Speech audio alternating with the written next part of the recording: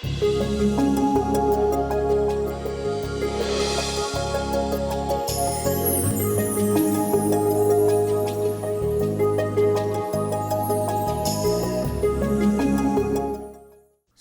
ടെലിവിഷൻ്റെ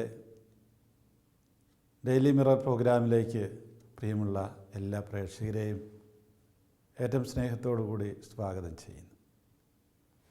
മുൻപൊരു എപ്പിസോഡിൽ ഞാൻ പറഞ്ഞു നിർത്തിയത് പരിശുദ്ധ പിതാവ് ഫ്രാൻസിസ് പാപ്പ ഇറക്കിയ അമോരിസ് ലെത്തീസിയ, സ്നേഹത്തിൻ്റെ സന്തോഷം എന്ന് പറയുന്ന ആ അപ്പസ്തോലിക ലേഖനത്തിൻ്റെ ഉള്ളടക്കത്തെക്കുറിച്ചാണ്. എല്ലാ അധ്യായത്തിലും ഓരോ അധ്യായത്തിലും എന്താണ് പരിശുദ്ധ പിതാവ് പറയുന്നത്, അല്ലെങ്കിൽ ആ സിനഡ് എന്താണ് പറഞ്ഞു വെച്ചത് എന്ന് ഞാൻ വളരെ ചുരുക്കമായിട്ട് അന്ന് അവതരിപ്പിച്ചു. ഇന്ന് ഞാൻ പ്രത്യേകമായിട്ട് ഇതേ അപ്പസ്തോലിക ഉപദേശത്തിൽ നിന്നുള്ള 4-ാമത്തെയും 5-ാമത്തെയും അധ്യായത്തിൽ, അല്ലെങ്കിൽ 4-ാമത്തെ അധ്യായത്തെക്കുറിച്ച് അതിലുള്ള കാര്യങ്ങളെക്കുറിച്ചാണ് പറയാൻ ആഗ്രഹിക്കുന്നത്. നിങ്ങളതിൻ്റെ ഈ പുസ്തകം ഓർത്തിരിക്കുക, കിട്ടുന്നവർ അത് വാങ്ങി വായിക്കുക. കേവലം വായിക്കുക മാത്രമല്ല, ധ്യാനിക്കുക, അത് നമ്മുടെ ഒരു മനോഭാവമാക്കി രൂപപ്പെടുത്തുക. അങ്ങനെ നമ്മുടെയൊക്കെ കുടുംബജീവിതങ്ങളിൽ ഈ സിനഡും പരിശുദ്ധ പിതാവുമൊക്കെ ആഗ്രഹിക്കുന്ന രീതിയിലുള്ള മാറ്റങ്ങൾ വരുത്താനായിട്ട് പരിശ്രമിക്കുക.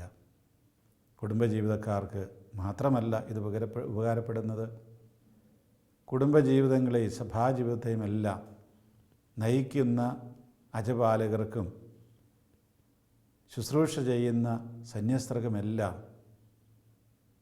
ഉപകരിക്കുന്ന കാര്യങ്ങൾ, അല്ലെങ്കിൽ അവർക്കെല്ലാം ബാധകമായ കാര്യങ്ങൾ പരിശുദ്ധ പിതാവ് ഈ രേഖയിൽ പറഞ്ഞു വയ്ക്കുന്നുണ്ട്.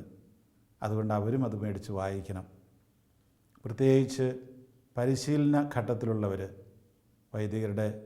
വൈദികാർത്ഥികളായാലും സന്യാസ അർത്ഥികളായാലുമെല്ലാം ആ പരിശീലനം തന്നെ ഇപ്രകാരമുള്ള ഒരു പശ്ചാത്തലത്തിൽ വേണം സ്വീകരിക്കാനെന്നും ഈ രേഖ പറയുന്നു. അതുകൊണ്ട് സഭയിലെ എല്ലാവർക്കും ബാധകമായിട്ടുള്ള വായിച്ചിരിക്കേണ്ടതായ ഒരു രേഖയാണിത്, സ്നേഹത്തിൻ്റെ സന്തോഷം. നമുക്കതിൻ്റെ 4-ാം അധ്യായത്തിലേക്ക് ഒന്ന് കണ്ണോടിക്കാം. ഈ 4-ാം അധ്യായത്തിൽ പറയുന്ന പ്രധാനപ്പെട്ട കാര്യം സ്നേഹത്തെക്കുറിച്ചാണ്. സ്നേഹം നമ്മളൊരുപാട് പറഞ്ഞു കേൾക്കുന്ന ഒരു വാക്കാണ്. പക്ഷേ ഏതർത്ഥത്തിലാണ് ഈ സ്നേഹം എന്ന വാക്ക് ഇതിലുപയോഗിച്ചിരിക്കുന്നത്? ഇവിടെ വിശുദ്ധ പൗലോസ്ലീഹായുടെ വാക്കുകൾ ഉദ്ധരിച്ചുകൊണ്ടാണ് അധ്യായം ആരംഭിക്കുന്നത് തന്നെ. ഈ അധ്യായത്തിൽ 89-ാമത്തെ നമ്പർ പാരഗ്രാഫിൽ പറയുകയാണ്, സ്നേഹത്തെക്കുറിച്ചുകൂടി നാം പറഞ്ഞില്ലെങ്കിൽ ഇതുവരെ പറഞ്ഞതെല്ലാം വിവാഹത്തിൻ്റെയും കുടുംബത്തിൻ്റെയും സുവിശേഷം പ്രകാശിപ്പിക്കുവാൻ അപര്യാപ്തമായിരിക്കും. എന്തെന്നാൽ ദാമ്പത്യപരവും കുടുംബപരവുമായ സ്നേഹത്തിൻ്റെ വളർച്ചയും ശക്തിപ്പെടലും ആഴപ്പെടലും പ്രോത്സാഹിപ്പിക്കാതെ വിശ്വസ്തതയുടെയും ആത്മദാനത്തിൻ്റെയും പാത പ്രോത്സാഹിപ്പിക്കാൻ ആവുകയില്ല. യഥാർത്ഥത്തിൽ വിവാഹമെന്ന കൂദാശയുടെ കൃപാവരം ഉദ്ദേശിക്കുന്നത് സർവോപരി ദമ്പതിമാരുടെ സ്നേഹം പൂർണ്ണമാക്കുക എന്നുള്ളതാണ്. അതായത് നമ്മൾ ഈ വിവാഹ ജീവിതത്തെക്കുറിച്ച് പറയുമ്പോൾ ഈ സ്നേഹത്തെക്കുറിച്ച് പറയുന്നില്ലെങ്കിൽ മറ്റെന്തെല്ലാം പറഞ്ഞാൽ അത് പൂർണ്ണമാവുകയില്ല. എന്നിട്ട് ഉദ്ധരിക്കുകയാണ് ഇവിടെ, അതായത് ഈ സ്നേഹം പൂർണ്ണമാക്കുക എന്നുള്ളതാണ് വിവാഹമെന്ന കൂദാശയുടെ ലക്ഷ്യമെന്ന്. അതായത് അല്ലാത്ത വിവാഹത്തിലും, കൂദാശ അല്ലാത്ത വിവാഹത്തിലും ഈ സ്നേഹമൊക്കെ കുറേ ഉണ്ട്. പക്ഷേ ഇത് പൂർണ്ണമാകുന്നത് ഇതിനകത്താണ്, ഈ കൂദാശയായ വിവാഹത്തിലാണ് എന്ന് പറഞ്ഞു വയ്ക്കുകയാണ്. പൂർണ്ണമാകുക എന്ന് പറഞ്ഞാൽ ഈ നമ്മളുദ്ദേശിക്കുന്ന സ്നേഹമെന്ന പദത്തിൻ്റെ അർത്ഥം പൂർണ്ണമായിട്ട് നടപ്പിലാവുക. ഇവിടെയും നമുക്ക് ഇങ്ങനെ പറയാനാകും, മലകളെ മാറ്റാൻ തക്ക വിശ്വാസം എനിക്കുണ്ടായിരുന്നാലും സ്നേഹമില്ലെങ്കിൽ ഞാൻ ഒന്നുമല്ല. ഞാൻ എൻ്റെ സർവ്വസമ്പത്തും ദാനം ചെയ്താലും എൻ്റെ ശരീരം ദഹിപ്പിക്കാൻ വിട്ടുകൊടുത്താലും സ്നേഹമില്ലെങ്കിൽ എനിക്ക് ഒരു പ്രയോജനവുമില്ല. 1 കൊരിന്ത്യർ 13:2-3. സ്നേഹമെന്ന പദം പൊതുവെ ഉപയോഗിക്കപ്പെടുന്നെങ്കിലും മിക്കപ്പോഴും അത് ദുരുപയോഗിക്കപ്പെടുകയാണ് ചെയ്യുന്നത്. ഇപ്പോൾ പലപ്പോഴും യുവതികൾ പറയാറുണ്ട്, ഞാൻ സ്നേഹിക്കുന്നവൻ്റെ കൂടെ ഇറങ്ങിപ്പോയി, ഞാൻ സ്നേഹിക്കുന്നവളെ ഞാൻ കൂട്ടിക്കൊണ്ടുപോകും. അതിലെന്താ കുഴപ്പം ഇത്രയേ ഉള്ളൂ, ഈ സ്നേഹം എന്ന വാക്ക് ദുരുപയോഗിക്കപ്പെടുന്നു. അത് സ്നേഹമല്ല, അതുകൊണ്ടാണത്. അത് വെറും ഒരു ഇഷ്ടം മാത്രം, ചില സ്വാർത്ഥ താല്പര്യങ്ങളെ മുൻനിർത്തിയുള്ള ചില ഇഷ്ടങ്ങൾ മാത്രം. അതുകൊണ്ടാണ് ഇവിടെ പറയുന്നത്, എന്തെന്നാൽ ദാമ്പത്യപരവും കുടുംബപരവുമായ സ്നേഹത്തിൻ്റെ വളർച്ചയും ശക്തിപ്പെടലും ആഴപ്പെടുത്തലും പ്രോത്സാഹിപ്പിക്കാതെ വിശ്വസ്തതയുടെയും ആത്മദാനത്തിൻ്റെയും പാത പ്രോത്സാഹിപ്പിക്കാൻ സാധിക്കുകയില്ല. പരസ്പര സ്നേഹമില്ലാതെ പരസ്പരം വിശ്വസ്തതയുണ്ടാവില്ല, പരസ്പരം ആത്മദാനമുണ്ടാവില്ല. അതാണ് ഇവിടെ പറഞ്ഞു വരുന്നത്. സ്നേഹം ഈ രേഖ ഉദ്ദേശിക്കുന്ന രീതിയിൽ, വിശുദ്ധ അപ്പസ്തോലൻ ഉദ്ദേശിക്കുന്ന രീതിയിൽ ആണെങ്കിൽ മാത്രമേ പരസ്പരമുള്ള വിശ്വസ്തതയും ആത്മദാനവും ഉണ്ടാവുള്ളൂ. അതല്ലെങ്കിൽ കേവലം ഒരു ആകർഷണം മാത്രമായിട്ട് അത് നിലകൊള്ളും. എനിക്കൊരു വ്യക്തിയോട് ഇപ്രകാരം എന്നെ തന്നെ കൊടുക്കാനായിട്ടുള്ള സ്നേഹം, എനിക്ക് പൂർണ്ണമായിട്ടും വിശ്വസ്തനായിരിക്കാനുള്ള സ്നേഹം, അത്തരത്തിലുള്ള സ്നേഹമാണ് വൈവാഹിക ജീവിതത്തിൽ വേണ്ടത് എന്ന് ഈ രേഖ പറയുകയാണ്. വിശുദ്ധ പൗലോസ്ലീഹായുടെ ഗാനാത്മക വിവരണത്തിൽ യഥാർത്ഥ സ്നേഹത്തിൻ്റെ ചില സവിശേഷതകൾ നാം കാണുന്നു. സ്നേഹം ദീർഘക്ഷമയുള്ളതും ദയയുള്ളതുമാണ്. സ്നേഹം അസൂയപ്പെടുന്നില്ല, ആത്മപ്രശംസ ചെയ്യുന്നില്ല, അഹങ്കരിക്കുന്നില്ല, സ്നേഹം അനുചിതമായി പെരുമാറുന്നില്ല, സ്വാർത്ഥം അന്വേഷിക്കുന്നില്ല, കോപിക്കുന്നില്ല, വിദ്വേഷം പുലർത്തുന്നില്ല, അത് അനീതിയിൽ സന്തോഷിക്കുന്നില്ല, സത്യത്തിൽ ആഹ്ലാദിക്കുന്നു. സ്നേഹം സകലതും സഹിക്കുന്നു, സകലതും വിശ്വസിക്കുന്നു, സകലതും പ്രത്യാശിക്കുന്നു, സകലത്തെയും അതിജീവിക്കുന്നു. 1 കൊരിന്ത്യർ 13:4-7. ഈ വൈവാഹിക ജീവിതത്തിലെ, കുടുംബജീവിതത്തിലെ സ്നേഹത്തെക്കുറിച്ച് ഇപ്രകാരമുള്ളൊരു കാഴ്ചപ്പാടാണ് ഈ രേഖ അവതരിപ്പിക്കുന്നത്. എന്ന് പറഞ്ഞാൽ എപ്രകാരമുള്ള സ്നേഹം? അതാണ് സ്നേഹം ക്ഷമയുള്ളത്, അങ്ങനെയുള്ള കാര്യങ്ങൾ. ദമ്പതിമാരും അവരുടെ കുട്ടികളും അനുദിന ജീവിതത്തിൽ സ്നേഹം അനുഭവിക്കുകയും അതിനെ വളർത്തുകയും ചെയ്യുന്നു. ഓരോ കുടുംബത്തിൻ്റെയും വസ്തുനിഷ്ഠമായ സാഹചര്യത്തിൽ വിശുദ്ധ പൗലോസ്ലീഹായുടെ ഈ ലേഖനത്തിൻ്റെ അർത്ഥവും പ്രസക്തിയും കൂടുതൽ ആഴത്തിൽ ചിന്തിക്കുന്നത് പ്രസക്തമാണ്. അതായത് കുടുംബജീവിതത്തെക്കുറിച്ച് പറയുമ്പോൾ ഇപ്പറഞ്ഞ കാര്യങ്ങൾ, പൗലോസ്ലീഹ ഈ സ്നേഹത്തെക്കുറിച്ച് പറയുന്ന കാര്യങ്ങൾ, അതെങ്ങനെ പ്രായോഗികമാകുന്നു, അല്ലെങ്കിൽ അതെങ്ങനെ പ്രസക്തമാകുന്നു, അക്കാര്യമാണ് ചർച്ച ചെയ്യുന്നത്. ഒന്നാമത് പറയുകയാണ്, സ്നേഹം ദീർഘക്ഷമയുള്ളതാണ്. ആദ്യം ഉപയോഗിച്ചിരിക്കുന്ന പദം അതൊരു ഗ്രീക്ക് വാക്ക് പറയുകയാണ്, മോക്രോത്തുമെയ് എന്ന് പറഞ്ഞാൽ എന്താണ്? എല്ലാം സഹിക്കുക എന്നത് മാത്രമായി അല്ല അതിന് ബന്ധം. കാരണം ആ ആശയം 7-ാം വാക്യത്തിൻ്റെ അവസാനം ഉപയോഗിച്ചിട്ടുണ്ട്. പഴയ നിയമത്തിൻ്റെ ഗ്രീക്ക് വിവർത്തനം അതിൻ്റെ അർത്ഥം വ്യക്തമാക്കിയിരിക്കുന്നു. ദൈവം കോപിക്കുന്നതിൽ വിമുഖനാണ്. അപ്പോൾ എന്താണ് ഈ ദീർഘക്ഷമ എന്ന് പറയുന്നത്? അത് കോപിക്കാതിരിക്കുക, കോപിക്കുന്നതിൽ വിമുഖത കാണിക്കുക. അപ്പോൾ ഇത് പരാമർശിക്കുന്നത് വികാരപരമായി പ്രവർത്തിക്കാതിരിക്കുകയും ദ്രോഹം ഒഴിവാക്കുകയും ചെയ്യുന്ന ഒരു വ്യക്തിയുടെ ഗുണത്തെയാണ്. അതായത് നമ്മളൊരു കാര്യം കേട്ട ഉടനെ തന്നെ എടുത്തിയാടുകയാണ്. നമ്മൾ പറയാറില്ലേ, കാള പറ്റൂ എന്ന് പറയുമ്പോൾ തന്നെ കയറെടുത്തുകൊണ്ട് ഓടുക എന്ന്. കാര്യങ്ങളൊന്നും ഗ്രഹിക്കാതെ പെട്ടെന്ന് തന്നെ വൈകാരികമായിട്ട് പ്രതികരിക്കുകയാണ് ചെയ്യുന്നത്, പെട്ടെന്ന് തന്നെ പ്രതികരിക്കുന്നു. അപ്പോൾ അങ്ങനെ പ്രതികരിക്കാതിരിക്കുകയും അതുപോലെ തന്നെ ദ്രോഹം ഒഴിവാക്കുകയും ചെയ്യുന്ന ഒരു വ്യക്തിയുടെ ഗുണം. നമ്മളിങ്ങനെ വൈകാരികമായിട്ട് പ്രവർത്തിച്ച് കഴിയുമ്പോൾ ചിലപ്പോൾ നമ്മുടെ പറഞ്ഞു കഴിയുമ്പോൾ അത് പ്രവൃത്തിയിലേക്ക് മാറും. പെട്ടെന്ന് നമ്മൾ എന്തെങ്കിലുമൊക്കെ ഉപദ്രവം ചെയ്യുന്നു വരും. അതിനെ ഒഴിവാക്കുന്ന ആ സ്നേഹം, അതാണ് ദീർഘക്ഷമയുള്ള സ്നേഹം എന്ന് പറയുന്നത്. ഭാര്യാഭർത്തൃ ബന്ധത്തിൽ ഇതെന്തുമാത്രം പ്രയോജനകരമാണ്, അല്ലെങ്കിൽ ഉപയോഗപ്രദമാണ്, ആവശ്യമാണ്, അത്യാവശ്യമാണ് എന്ന് ഞാൻ പറയാതെ നിങ്ങൾക്കറിയാം. ഭൂമിയോളം ക്ഷമിക്കും. ഞാൻ ചിലപ്പോൾ ഭാര്യമാർ പറയാറുണ്ട്, ഞാൻ ഭൂമിയോളം ക്ഷമിച്ചു, ഇനി ക്ഷമിക്കാൻ എനിക്ക് പറ്റില്ല. അപ്പോൾ നമ്മൾ കോപിക്കാതിരിക്കുക, ദ്രോഹം ഒഴിവാക്കുക. കുടുംബജീവിതത്തിലും തന്നെ അനുകരിക്കാൻ ആഹ്വാനം ചെയ്യുന്ന ഉടമ്പടിയുടെ ദൈവത്തിൽ ഇത് നാം കാണുന്നു. ഈ പദം ഉപയോഗിക്കുന്ന വിശുദ്ധ പൗലോസിൻ്റെ വചനങ്ങൾ ജ്ഞാനത്തിൻ്റെ പുസ്തകത്തിൻ്റെ വെളിച്ചത്തിൽ വായിക്കണം. ഈ ഗ്രന്ഥം ദൈവത്തിൻ്റെ കാരുണ്യപ്രവൃത്തികളിൽ വെളിവാക്കപ്പെടുന്നത് പോലെ അനുതാപ സാധ്യത തുറന്നിടുന്നതും എന്നാൽ അവിടുത്തെ ശക്തിക്ക് ഊന്നൽ കൊടുക്കുന്നതുമായ അവിടുത്തെ സംയമനം പുകഴ്ത്തുന്നു. പാപികളോടുള്ള അവിടുത്തെ കാരുണ്യത്തിൽ കാണിച്ച ക്ഷമാശീലം അവിടുത്തെ ശക്തിയുടെ യഥാർത്ഥ അടയാളങ്ങളാണ്. ഈ പറഞ്ഞിരുന്നത് എന്താണ്? ഇവിടെ നമ്മൾ ഈ ക്ഷമ കാണിക്കുമ്പോൾ, കോപിക്കാതിരിക്കുമ്പോൾ അങ്ങനെ ചെയ്യുന്ന അല്ലെങ്കിൽ ആ കോപിക്കാതിരിക്കുന്ന വ്യക്തിയുടെ ശക്തിയാണ് കാണിക്കുന്നത്. ഇവിടെ പറഞ്ഞു വരുന്നത് എന്താണ്? ഈ ജ്ഞാനത്തിൻ്റെ പുസ്തകത്തിൻ്റെ വെളിച്ചത്തിൽ ഇതിനെ വായിക്കണമെന്നാണ് പറയുന്നത്.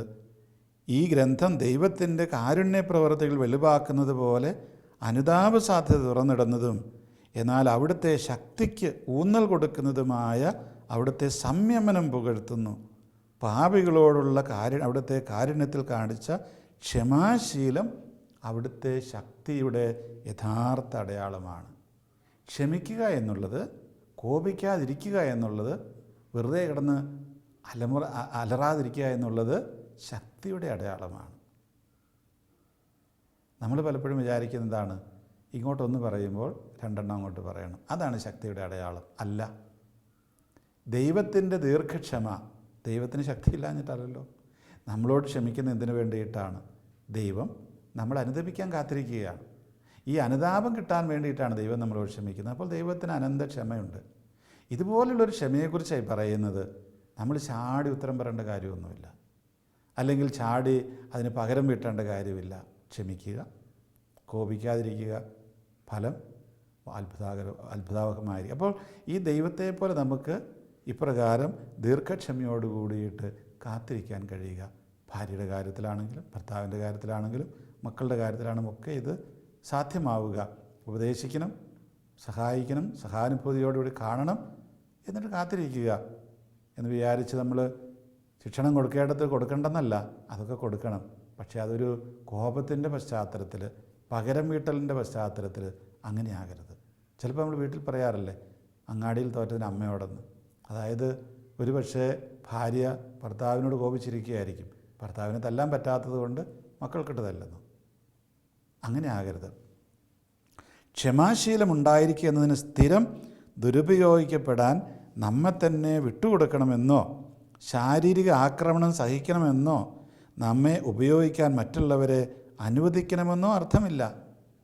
അപ്പോൾ നമ്മൾ വിചാരിക്കുക എല്ലാം ക്ഷമിക്കണം എന്ന് പറഞ്ഞാൽ ഇനി ഒന്നും ചെയ്യുന്നില്ല, എന്നെ തല്ലിക്കോട്ടെ, എന്നെ ചീത്ത വിളിച്ചു, അതല്ല അതിനർത്ഥം. പിന്നെ എന്താണ്? ബന്ധങ്ങളോ മനുഷ്യരോ പൂർണ്ണരായിരിക്കണമെന്ന് നാം ചിന്തിക്കുമ്പോഴും നമ്മെ തന്നെ കേന്ദ്രസ്ഥാനത്ത് സ്ഥാപിച്ച് കാര്യങ്ങൾ നമ്മുടെ ഇഷ്ടപ്രകാരം നടക്കണമെന്ന് പ്രതീക്ഷിക്കുമ്പോഴും നാം പ്രശ്നങ്ങളെ നേരിടുന്നു. എപ്പോഴാണ് നമുക്ക് പ്രശ്നങ്ങളുണ്ടാവുക? നമ്മളെല്ലാത്തിൻ്റെയും കേന്ദ്രബിന്ദുവാവുക. എന്നെ കേന്ദ്രീകരിച്ച് വേണം എല്ലാം പോകാനായിട്ട്, എൻ്റെ ഇഷ്ടപ്രകാരം വേണം ഈ കുടുംബത്തിൽ എല്ലാം നടക്കാനായിട്ട്, ഞാൻ പ്രതീക്ഷിക്കുന്നത് പോലെ വേണം എല്ലാം നടക്കാനായിട്ട് എന്ന് പറയുമ്പോൾ, എന്ന് ചിന്തിക്കുമ്പോഴാണ് പ്രശ്നങ്ങളുണ്ടാകുന്നത്. ഇനി അപ്പോൾ എല്ലാം നമ്മെ അക്ഷമരാക്കുന്നു, അക്രമപരമായി പ്രതികരിക്കാൻ എല്ലാം നമ്മെ പ്രേരിപ്പിക്കുന്നു. എല്ലാം നമ്മൾ ചിന്തിക്കുന്നത് പോലെ ഭർത്താവ് വിചാരിക്കുകയാണ്, ഞാൻ ചിന്തിക്കുന്നത് പോലെ വേണം, മാത്രമേ ഈ കുടുംബത്തിൽ സംഭവിക്കാവൂ, വേറെ ഒന്നും സംഭവിക്കാൻ പാടില്ല, വേറെ ആർക്കും ഒന്നും പറയാനുള്ള അവകാശമില്ല. അങ്ങനെ വരുമ്പോൾ സ്വാഭാവികമായിട്ടും അവിടെ പ്രശ്നങ്ങളുണ്ടാകും. കാരണം ഈ വ്യക്തിക്ക് പിന്നെ ക്ഷമിക്കാൻ പറ്റില്ല, പെട്ടെന്ന് തന്നെ കോപിക്കും, പ്രതികാരം ചെയ്യും. അതാണ് പറയുന്നത്. അപ്പോൾ നമ്മളെ കേന്ദ്രബിന്ദുവാക്കാതിരിക്കുക, ബാക്കിയുള്ളവരെ കേന്ദ്രബിന്ദുവാക്കുക. അവരെ കേന്ദ്രബിന്ദുവാക്കി കഴിയുമ്പോൾ നമ്മുടെ ഇത്തരത്തിലുള്ള ചിന്തകൾ ഇല്ലാതാകുമെന്നാണ് പരിശുദ്ധ പിതാവ് പറയുന്നത്. നമ്മൾ ക്ഷമ പോഷിപ്പിക്കുന്നില്ലെങ്കിൽ കോപത്തോടെ പ്രത്യത്തിരിക്കുന്നതിന് എപ്പോഴും ഒഴിവ് കഴിവുകൾ കണ്ടുപിടിക്കും. നാം ഒന്നിച്ച് ജീവിക്കാൻ കഴിവില്ലാത്തവരും സമൂഹ വിരുദ്ധരും നമ്മുടെ വികാരങ്ങൾ നിയന്ത്രിക്കാൻ കഴിയാത്തവരുമാവുകയും നമ്മുടെ കുടുംബങ്ങൾ യുദ്ധഭൂമികളാവുകയും ചെയ്യുന്നു. അതുകൊണ്ടാണ് ദൈവവചനം നമ്മോട് ഇങ്ങനെ പറയുന്നത്: സകല വിദ്വേഷവും ക്ഷോഭവും ക്രോധവും അട്ടഹാസവും ദൂഷണവും എല്ലാ തിന്മകളോടും കൂടി നിങ്ങൾ ഉപേക്ഷിക്കുവേൻ. വളരെ ലളിതമായിട്ടുള്ളൊരു കാര്യമാണിത്. നമ്മൾ ഇപ്രകാരം നമ്മളെ കേന്ദ്രബിന്ദുവാക്കി വെച്ചാൽ എപ്പോഴും കോപത്തോട് കൂടിയിട്ട് പ്രതികരിക്കുന്നതിന് നമ്മൾ ശ്രമിക്കും. അതായത് എന്നെ അവൻ ബഹുമാനിച്ചില്ല, എനിക്ക് കിട്ടേണ്ടതായിട്ടുള്ളൊരു സ്ഥാനം തന്നില്ല, അപ്പോൾ നമ്മൾ കോപത്തോടെ പ്രതികരിക്കും. അതൊഴിവാകാൻ ഒറ്റ മാർഗ്ഗമേ ഉള്ളൂ, എന്നെ കേന്ദ്രബിന്ദു സ്ഥാനത്ത് നിന്ന് മാറ്റുക. അങ്ങനെ മാറിക്കഴിയുമ്പോൾ സ്വാഭാവികമായിട്ടും പ്രശ്നങ്ങൾ ഒഴിവാകും. ചിലപ്പോഴെങ്കിലും മുൻകാലങ്ങളിൽ ഒരുപക്ഷെ നിങ്ങൾ കേട്ടിട്ടുണ്ട്, ഇപ്പോഴത്തെ കുടുംബങ്ങളിൽ അങ്ങനെ സംഭവിക്കുന്നതല്ല. നമ്മുടെ മുതിർന്ന കാരണവന്മാർ, വല്യപ്പനൊക്കെ ആയിരിക്കും ചിലപ്പോൾ, അവരിങ്ങനെ പറമ്പിലെ പണിയെല്ലാം കഴിഞ്ഞിട്ട് ചിലപ്പോൾ കുളിച്ച് വൈകുന്നേരമൊക്കെ കയറി വരും. അപ്പോൾ വീട്ടിലെല്ലാവരും ഇങ്ങനെ വർത്തമാനം പറഞ്ഞിരിക്കുകയായിരിക്കും, സന്ധ്യയായി കാണും. അപ്പം ഈ അപ്പൻ എന്ത് ചെയ്യും? പതുക്കെ ശബ്ദമൊന്നും ഉണ്ടാക്കാതെ വീടിൻ്റെ ഏതെങ്കിലും ഒരു മൂലയിൽ വന്ന് നിൽക്കും. എന്നിട്ട് ഈ സംസാരം മുഴുവൻ കേൾക്കും. അപ്പോൾ ഈ അപ്പനെക്കുറിച്ച് ചിലപ്പോൾ പറഞ്ഞെന്ന് വരും അവർ സ്വാഭാവികമായിട്ട്. അല്ലെങ്കിൽ ഈ അപ്പൻ കയറി വരുന്നവർ കണ്ടെന്ന് വരില്ല. അപ്പൻ കുറച്ച് നേരം വാതക്കലൊക്കെ നിൽക്കും, ഇവർ അകത്ത് വർത്തമാനമായിരിക്കും. അപ്പോൾ എന്താ സംഭവിക്കുക? കോപിച്ച് അപ്പൻ അങ്ങ് ഇറങ്ങിപ്പോവും. എന്നുവെച്ച് പറമ്പിൽ പോയി വീണ്ടും പണി തുടങ്ങും. പിന്നെ വിളിച്ചാൽ വരികയല്ല ഭക്ഷണത്തിന്. കാരണം എന്താണ്? അപ്പൻ കയറി വന്നപ്പോൾ ഇവർ നോക്കിയിരുന്നില്ല. എന്നെ പരിഗണിച്ചില്ലല്ലോ, എനിക്ക് നിങ്ങളെ ചോറ് വേണ്ട, അങ്ങനെ പറയുന്ന ചിലരുണ്ട്. കാരണം എന്താണ്? ഈ അപ്പൻ ഈ കുടുംബത്തിൻ്റെ കേന്ദ്രബിന്ദുവായി സ്വയം പരിഗണിച്ചു എന്നുള്ളതാണ് പ്രശ്നം. അതൊഴിവായിരുന്നെങ്കിൽ, അതില്ലാതായിരുന്നുവെങ്കിൽ ഈ അപ്പനൊരിക്കലും ആ വിഷമം ഉണ്ടാകുമായിരുന്നില്ല. ഇതുപോലെ തന്നെ അമ്മയ്ക്ക് സംഭവിക്കാം, മക്കൾക്ക് സംഭവിക്കാം, എല്ലാവർക്കും സംഭവിക്കാം. അതൊഴിവാക്കണമെന്നാണ് ഈ രേഖ പറയുന്നത്. മറ്റുള്ളവർക്കും അവർ ആയിരിക്കുന്നത് പോലെ ലോകത്തിൽ ജീവിക്കാൻ അവകാശമുണ്ടെന്ന് ഞാൻ അംഗീകരിക്കുമ്പോൾ ക്ഷമാശീലം വേരുപിടിക്കുന്നു. അവർ എന്നെ പിടിച്ചു നിർത്തിയാലും എൻ്റെ പദ്ധതികൾ തകർത്താലും പ്രവർത്തന ചിന്താരീതികളാൽ അലട്ടിയാലും ഞാൻ ആഗ്രഹിക്കുന്നത് പോലെയെല്ലാം അവർ ആകുന്നില്ലെങ്കിലും എനിക്കത് പ്രശ്നമില്ല എന്ന് പറഞ്ഞാൽ, ഞാനിങ്ങനെ ഈ ക്ഷമാശീലം സ്വീകരിക്കുകയാണെങ്കിൽ, പരിശീലിക്കുകയാണെങ്കിൽ പിന്നെ എനിക്ക് പ്രശ്നമില്ല. ആഴമേറിയ കാരുണ്യത്തിൻ്റെ ഒരു വശം സ്നേഹത്തിനുണ്ട്. ഞാൻ ഇഷ്ടപ്പെടുന്നതിൽ നിന്ന് വ്യത്യസ്തമായി ആ വ്യക്തി പ്രവർത്തിക്കുന്നെങ്കിലും ആ വ്യക്തിയെ ഈ ലോകത്തിൻ്റെ ഒരു ഭാഗമായി സ്വീകരിക്കാനത് പ്രേരിപ്പിക്കുന്നു എന്ന് പറഞ്ഞ അർത്ഥം, ഒരു കുടുംബത്തിൽ പലരുണ്ട്. ഈ കുടുംബത്തിലുള്ള ഓരോരുത്തർക്കും അവരവരുടേതായ സ്ഥാനമുണ്ട്. ഇനി അപ്പം മാത്രമുണ്ട് കുടുംബമുണ്ടോ? ഇല്ല. അമ്മ മാത്രമേ ഉള്ള കുടുംബമുണ്ടോ? ഇല്ല. അപ്പനും അമ്മയും മക്കളൊക്കെ ഉള്ളപ്പോഴാണ് ശരിയായിട്ടുള്ള കുടുംബമായി മാറുന്നത്. ശരിയാണ്, അപ്പൻ മക്കളെല്ലാം പോയി കഴിയുമ്പോൾ പിന്നെ മാതാപിതാക്കൾ തനിയേ ഉള്ളൂ, എങ്കിലും അത് കുടുംബം തന്നെയാണ്. അപ്പോൾ ഈ കുടുംബത്തെ കുടുംബമാക്കുന്നത് എല്ലാവരുടെയും സാന്നിധ്യമാണ്. ഇത് അംഗീകരിക്കണം. മക്കൾ മാതാപിതാക്കളുടെ സാന്നിധ്യം അംഗീകരിക്കണം, മാതാപിതാക്കൾ മക്കളുടെ സാന്നിധ്യം അംഗീകരിക്കണം. അപ്പോൾ ധൂർത്തപുത്രൻ എന്താ പറ്റിയത്? ധൂർത്തപുത്രന് ഈ അപ്പൻ്റെ സാന്നിധ്യം അംഗീകരിക്കാൻ പറ്റിയില്ല. അവൻ മനസ്സിലാക്കിയില്ല അപ്പനും കുടുംബത്തിൻ്റെ ഭാഗമാണ് എന്ന്. കുടുംബത്തിൽ അപ്പനുണ്ട്, അപ്പൻ്റേതായ റോളുണ്ട് എന്നുള്ള കാര്യം അവൻ അംഗീകരിക്കാൻ തയ്യാറായിരുന്നില്ല. ചേട്ടനെ അംഗീകരിക്കാൻ അതാണ് അവന് പറ്റിപ്പോയത്. എനിക്ക് ആവശ്യമുള്ള സ്വാതന്ത്ര്യമില്ല, അതുകൊണ്ടാണ് അവൻ പോകുന്നത്. അല്ലെ, കുടുംബത്തിലുള്ള എല്ലാവർക്കും സന്തോഷിക്കാനുള്ള അവകാശമുണ്ട്, ഒരാൾക്ക് മാത്രമല്ല. പലപ്പോഴും ഇവിടെ സംഭവിക്കുന്നത് എന്താ? പ്രത്യേകിച്ച് കേരളത്തിലെ കുടുംബം, എനിക്ക് വിദേശത്തെ കുടുംബത്തിൻ്റെ കാര്യം അത്രയധികം അറിയത്തില്ല, എങ്കിൽ പോലും ഈ കേരളത്തിലുള്ള നമ്മുടെ കുടുംബങ്ങളിൽ സംഭവിക്കുന്നത്, ഭർത്താവ് വിചാരിക്കുന്നത് എല്ലാ സുഖ സൗകര്യങ്ങളും എനിക്ക് മാത്രം. അതുകൊണ്ടാണല്ലോ നമ്മൾ രാവിലെ പാല് കൊടുക്കാൻ പോകുമ്പോൾ മിക്കവാറും ആ കടയിൽ പോയി 4 ചായയെങ്കിലും കുടിക്കാതെ തിരിച്ചു പോരുകയില്ല.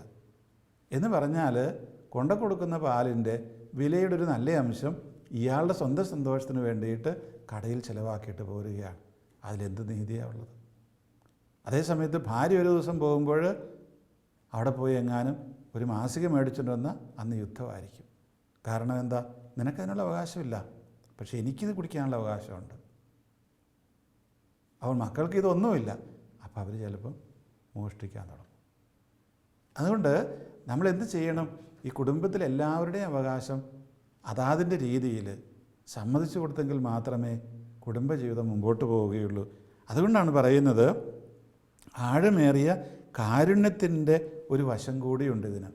എനിക്കിഷ്ടമില്ല, പക്ഷേ എന്ന് എൻ്റെ ഭാര്യ പോയിട്ട് മാസിക മേടിക്കുന്നത് എനിക്കിഷ്ടമില്ല. എന്നാൽ പോലും അവൾ ചായ കുടിക്കുന്നില്ല, പകരം അവൾക്ക് മാസിക വേണം. വാങ്ങിക്കട്ടെ, വായിക്കട്ടെ, അവൾക്കും വേണമല്ലോ സന്തോഷം. അപ്പോൾ ഇത് വകവെച്ച് കൊടുക്കാനായിട്ട് തയ്യാറാവുക. അങ്ങനെ വകവെച്ച് കൊടുക്കുമ്പോഴാണ് യഥാർത്ഥത്തിൽ അവിടെ സമാധാനം ഉണ്ടാവുക. അല്ലെങ്കിൽ കല്യാണം കഴിച്ച മക്കളുണ്ടാവും, ആൺമക്കൾ. പക്ഷേ അവൻ്റെ ഭാര്യയ്ക്കൊരു സാരി മേടിച്ചു കൊടുക്കാൻ കാശില്ല അവൻ്റെ അടുത്ത്. അവൻ്റെ ശമ്പളം മുഴുവനും അപ്പൻ്റെ അടുത്ത് കൊണ്ട് കൊടുക്കണം. തിരിച്ചൊരു സാരി വാങ്ങിക്കാനുള്ള കാശെങ്കിലും കൊടുക്കാനുള്ള സന്മനസ് അപ്പനുണ്ടായില്ലെങ്കിൽ ഇവൻ വേറെ എന്തെങ്കിലും ചെയ്യാൻ തുടങ്ങും. അപ്പോൾ ചുരുക്കത്തിൽ ഈ ഒരു പരസ്പരം അംഗീകാരം ഇല്ലാതെ വരികയും പരസ്പരമുള്ള സ്ഥാനങ്ങൾ അംഗീകരിക്കാതെ വരുമ്പോഴാണ് ന്യായമായ പ്രശ്നങ്ങൾ ഉത്ഭവിക്കുക. അങ്ങനെ ഉത്ഭവിക്കാതിരിക്കണം എന്നാണ് ഇപ്പോൾ. അതാണ് ഈ സ്നേഹം ദീർഘക്ഷമയുള്ളതാണ് എന്ന് പറയുമ്പോൾ അർത്ഥമാക്കുന്നത്. കോപിക്കാതിരിക്കുക മാത്രമല്ല, അതിനൊരു കരുണയുടെ വശം കൂടിയുണ്ട്. അങ്ങനെ കോപിക്കാതിരിക്കുന്ന അവസ്ഥയും ആ കരുണയുടെ വശം കൂടി ചേർത്ത് കഴിയുമ്പോൾ അത് ദീർഘക്ഷമയായിട്ട് രൂപാന്തരപ്പെടും. അതിലേക്കാണ് നമ്മളെ പൗലോസ് ശ്ലീഹ വിളിക്കുന്നത്. ആ സ്നേഹത്തെക്കുറിച്ചാണ് യഥാർത്ഥത്തിൽ ഈ രേഖ കുടുംബങ്ങളോട് ആവശ്യപ്പെടുന്നത്. നമുക്ക് പ്രാർത്ഥിക്കാം. കാരുണ്യവാനായ കർത്താവേ, ഞങ്ങളെ നീ വിളിച്ച് കുടുംബങ്ങളായി രൂപാന്തരപ്പെടുത്തിയല്ലോ. ഞങ്ങളുടെ എല്ലാ കുടുംബങ്ങളെയും, ഞങ്ങൾ ഉൾപ്പെടുന്ന കുടുംബങ്ങളെയും കർത്താവേ നിൻ്റെ കരങ്ങളിൽ സമർപ്പിച്ച് പ്രാർത്ഥിക്കുന്നു. ഞങ്ങൾ ഓരോരുത്തരും ഞങ്ങളുടെ കുടുംബങ്ങളിൽ അവരർഹിക്കുന്ന സ്ഥാനം കൊടുക്കുന്നവരും അതിനെ മാനിക്കുന്നവരും അത് മാനിക്കപ്പെടാതെ വരുമ്പോഴും കോപിക്കാത്തവരും ആയിത്തീരുവാനുള്ള കൃപ തരയണമേ. മറ്റുള്ളവരോട് കരുണ കാണിക്കുവാനായിട്ട് ഞങ്ങളെ പഠിപ്പിക്കണമേ. കർത്താവേ, അങ്ങ് ഞങ്ങളോടുകൂടി ഒരു നല്ല അധ്യാപകനായി നിരന്തരമായി ആയിരിക്കുകയും ഞങ്ങൾക്ക് ആവശ്യമായിട്ടുള്ള അറിവ്, ജ്ഞാനം പകർന്നു തരികയും ചെയ്യണമേ. അങ്ങനെ ഞങ്ങളുടെ കുടുംബങ്ങൾ മാതൃകാപരമായി തീരട്ടെ, അങ്ങയുടെ വാസസ്ഥലമായി തീരട്ടെ. ആമേൻ.